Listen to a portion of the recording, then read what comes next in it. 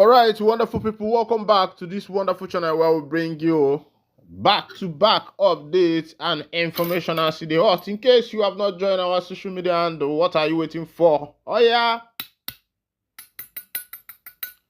what are you waiting for? Kindly go ahead and subscribe, like, comment, share, and also remember to on your notification button so that whenever our news drop, you will be the first who will collect them. Let's go down to the news proper. The members of the IPOB have demanded unconditional release of Mazi Nnamdi Kanu, threatens unpredictable consequences. The IPOB members don't vex, but I feel say to me that at this point is the point where IPOB should at least calm down small, pipe low. Since Southeast senators and governors have decided to see if they want to do something, let them give them chance. At least let's see what they can do, because those elders likes making excuses. The next thing you will hear now is that because these people started doing this thing, that was the reason why their effort was not fertile. Their effort was not fruitful. So I think they should be given the chance, the opportunity. Let's see what they can do. Meanwhile, let's go down to the full detail of the information. The indigenous people of Biafra has said the health condition of its leader, Nnamdi Kanu, is deteriorating. Hence, the federal government should release him to avert any danger. The pro-Biafran group, in a statement by its spokesperson, Emma Powerful, on Wednesday said the FG is intentionally provoking IPOB by refusing to release its leader even when the court have ordered his unconditional release. The statement reads, the global family of the IPOB once again calls for the unconditional release of their leader from the DSS solitary confinement over his deteriorating health condition. The federal government is intentionally provoking IPOB by refusing to release the leader even when the Nigerian and international court have ordered his unconditional release. IPOB wishes to reiterate that the life of the leader Nnamdi Kanu is in danger in the solitary confinement of the DSS in Abuja. He said they have persistently called on the federal government to release the leader, as both international and local law institutions have ordered his release. Powerful said it is worrisome that even though prominent Nigerians, including religious and traditional rulers, as well as members of the National Assembly, have called for his release, and the federal government has refused to listen to the voice of reason by refusing to release Kanu, just like his notorious predecessor government of Buhari. Tinubu's government has discontinued similar cases of terrorism and treason charges against two Yoruba activists and a Fulani military leader. In the case of an Igbo man, unarmed freedom activist Mazi Nnamdi Kanu, this same government has vehemently refused to release him. Mazi Nnamdi Kanu has subsisting local government and international judgment that ordered for his release, unlike the other cases discontinued by the federal government without any court judgment. We are enumerating all these injustices to demonstrate that the federal government of Nigeria is intentionally provoking the anger of the IPOB and Igbo. IPOB has maintained a non-violent approach in the Biafra struggle, irrespective of the high-handedness of the Nigerian government against the Biafra activists. Kanu is seriously sick and must be released unconditionally from DSS solitary confinement for him to treat himself before something unpredictable and unimaginable happens to him. The statement reads, the group called on President Bola Tinubu to free Kanu so that he can go and treat himself before it's too late, adding that IPOB members have been persecuted for over a decade by Nigerians because of Biafra's self-determination. Kanu has been in the custody of the Department of State Service since his extradition from Kenya to Nigeria in 2021. Kanu has been detained in solitary confinement for over 3 years. Although no court in Nigeria has found him guilty yet, he is being persecuted by the government of Nigeria. President Bola Tinubu, please note that Mazi Nnamdi Kanu is sick and something terrible can happen to him if he is not released. Nothing must happen to him in the DSS solitary confinement in Abuja, as John F. Kennedy said. Those who make peaceful change impossible will make a violent change inevitable, the group added. My people now don't hear us. That's one they happen. This one is coming from the IPOB, and the person who signed that letter. Now the man what they call him a powerful. Now in carry hand put for that letter. They sign him. As they sign him, a powerful talk say their leader, Mazi Okuchukwu Kanu Ohamadike, one of Ndigbo, has been sick for so much a long time, and the government of the Biafrans the government of the NIG have refused to pay attention to the plea of the people, the plea of the masses, and they touchlighted some cases, both two Yorubas and one Fulani man.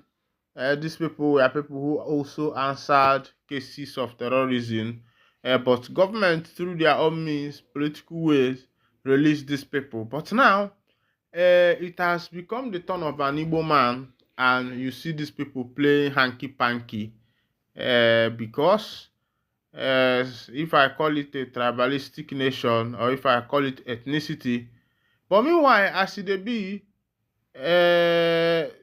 something don't happen, as they said PDP governor state position on new minimum wage, and another thing will happen again because 16 people don't buy as fire a golf shopping center. Make I tell you where that shopping center dey. As it be 16 people don't buy for China after a fire incident at a shopping center. Report had it Thursday morning that the incident occurred at the shopping mall on Wednesday in the southwestern China city of Zhejiang. Firefighters got to the fire shortly after 6 p.m. at the 14-story commercial building, pulling 17 people to safety, official news agency Rinjua reported. It has not been determined by press time what caused the fire or how many people were in the building when the fire broke out in the building, which houses a department store, offices, restaurants, and a movie theater. Videos have shown clouds of thick black smoke coming out of windows from lower level and engulfed the entire 14-story building as firefighters fought hard using water sprays and drones. China had, by May this year, reported 947 fire fatalities, up 19% from same period of the previous year, said Liao Feng, a spokesperson for the National Fire and Rescue Administration, who added that the fires in public places such as hotels and restaurants rose to 40%. Most of the incidents resulted from electrical faults, the official said. This one is happening in China direct, where fire engulfed a building, a 20-something story building. I say African man Ntoge. 14-story building. These are buildings that you hardly see in this empire. Even in the greatest Abuja of them, you hardly see this kind of skyscrapers there. Even though you see some, but it's just few steps away. Meanwhile, get as it be where it never be before. The PDP party have stated their stance on the new minimum wage. Remember that the FG, the NLC, Nigerian Labour Congress, have been calling for new minimum wage. Of course, you know that NLC is a kind of pressure group that all these labor forces are under their union, and they have demanded for their people that the minimum wage needs to be increased. Remember that the former minimum wage is 35,000 naira, and of course, if you're a hotel worker and all those people, some of them collect 25 and the rest of them, but Nigerian minimum wage is 35,000 naira, even both for civil servants, and the labor is calling for 400 and something. Meanwhile, the House of Senate said that the money they are calling for is too much. And all these things are happening because the economy has lost track. The politicians have lost the track of the economy. They could not be able to trace the economy anymore because when your politicians are what is called ndi ololioko, people who are just there for themselves, they are there for my people. One governor like that came to Imo State. He was telling Imo State people, my people, my people. Imo State people will say, my people, my governor, my governor. My people, my people, my governor, my governor. But they did not know that literally or invariably what the governor was saying that the money of Imo State is for him and his people. Oh, that's my people and my people. My people and my people. Now the same governor wey build road for Imo State, immediately the man comot, all the road spoil. By that time, he don acquire a lot of land. This wetin they call am, him generated wetin they call what is called akpolage, akpolage. The governor started moving a lot of people. I don't want to start calling them. If you know the name, people, the name of the governor, he even molded Ellen Johnson Sirleaf, molded Zuma of South Africa, molded Ojukwu, even molded Nnamdi Azikiwe. There's a lot of people the governor molded. Even they even sang for him, Akbolage, something like that. But as it be, the PDP Governors Forum, they say this is the part of resolution reached at a meeting of the PDP Governors Forum, which took place in Enugu on Wednesday. In a communique read by the chairman of the forum and governor of Bauchi State, Bala Mohammed, the governors maintained the minimum wage negotiations are becoming unduly protracted in the face of the attendant unprecedented hardship and the impoverishment of majority of our people. The forum resolves as follows: that labor demand for a substantial salary raise in eminently justified and therefore commands the total support of the forum. While the forum fully supports labor demand, agreement must take into consideration the ability to pay by the local government, subnational and federal government. While negotiations are ongoing, we appeal for restraint in both utterances and actions that could lead to the complete breakdown of law and order and ultimately the collapse of the economy. Na the Labour Party, the PDP party members, na dem dey talk this one. But of course, all those things na long, big English. Let them come openly and say, look at what we are giving as the minimum wage. Meanwhile, if the economy were to be good, this minimum wage issue should not be what the people will even be dragging, because the more this minimum wage is increased, the more inflation.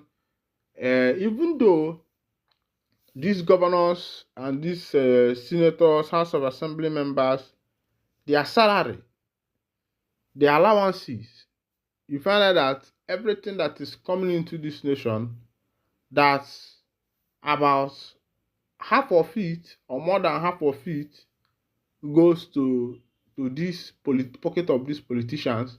It's only the remainings.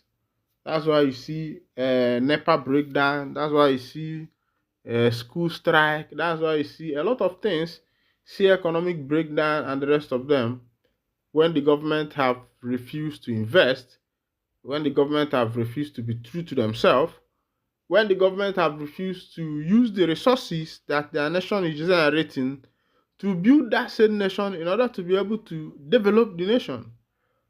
When the government, whatever they think of is how to squander the nation's money, the nation's revenue, any revenue that is coming in, you see some of these big head leaders squandering it, pocketing it for themselves, for their families. See them living extravagant life.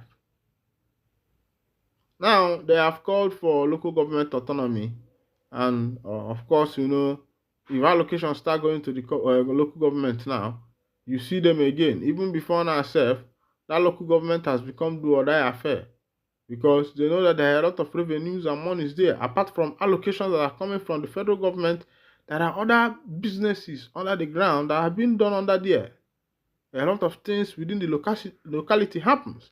Meanwhile, this is where I'll be winding down the curtain, and if this is your first time of joining us on this wonderful channel, kindly go ahead and subscribe, like, comment, share, and also remember to on your notification button so that whenever our news drop, you'll be the first to collect. And thank you for listening. God bless you.